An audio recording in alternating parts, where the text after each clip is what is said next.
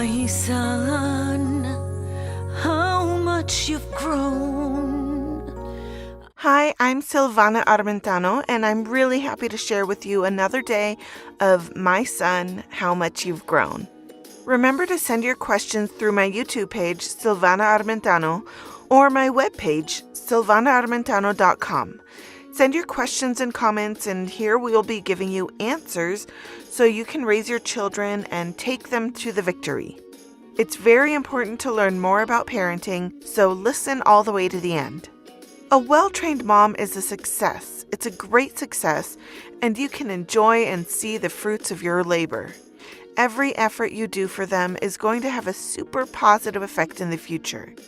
I'd like to answer a question from a super special mom, a mom that she is already a grandmother and is asking about how she can help her grandson that has speech delay. It seems that the child has autism. Actually, he's overcoming autism, and obviously the speech has been delayed.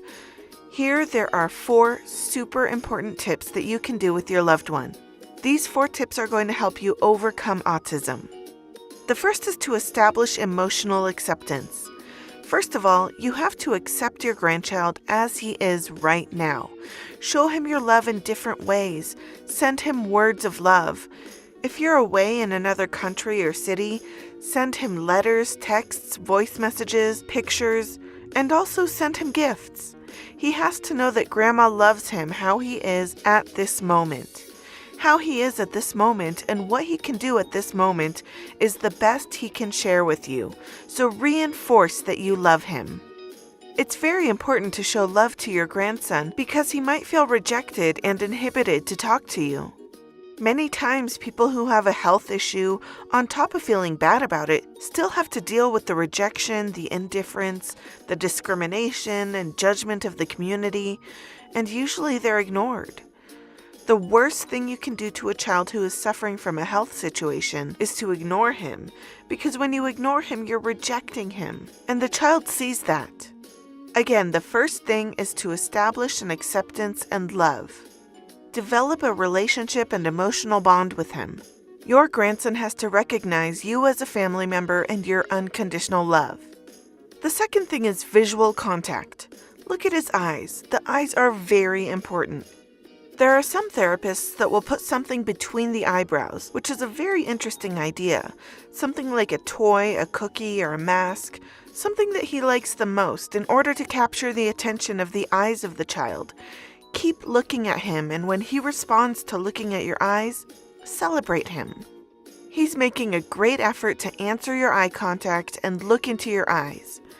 In some cases, you can't establish a language or a learning experience if there's no visual contact. Eye contact is the first form of communication between two people. The first thing I do is look. The third thing is you have to respond to any gesture. We don't necessarily have to respond with words to a social communication. He can respond with a hug by raising his hand, by making a grimace with his little mouth, which might not be seen as great communication, but he is saying something. So nonverbal messages are very important because the child, before being able to speak with words, will speak nonverbally with gestures. Gestures are also ways to communicate. The nonverbal language has meaning. Now, fourth, you have to wait for the answer. Many times we talk nonstop and we'll say, hello, hello, hello, hello, hello, hello, hello, and we don't even give time to that child to say hello or to say something or to raise his hand or even raise his eyebrows to respond and answer us.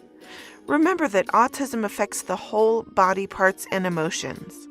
In order for the child to recover, first of all, he needs to be accepted and loved how he is at this moment. The visions of the parents and the grandparents have to be that they're seeing their son or grandson as a healthy son or grandson. Never see him as a sick child. Never see him as a disabled child. Please never speak words to him or near him that may affect his self-esteem, because he's already suffering not being able to communicate his feelings, and those words will hurt his feelings more. Social communities, friends and family members sometimes don't understand him, and in many cases nobody understands him because they think he's in his own world. Yes, at this time he is mentally in his world, but we're going to take him out of his world and insert him into our real world. It's important that he lives with his family and the people who love him most. I am sure, Grandma, that you are going to do a super excellent job. I'm sure that he'll feel your unconditional love. Remember to find my book, My Son, What Every Child with Autism Wants You to Know, on all digital stores, and subscribe to my YouTube channel that you don't miss anything. Remember, buy the truth and don't sell it. The truth will set you free.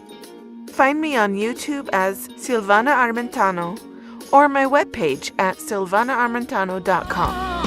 Everything will come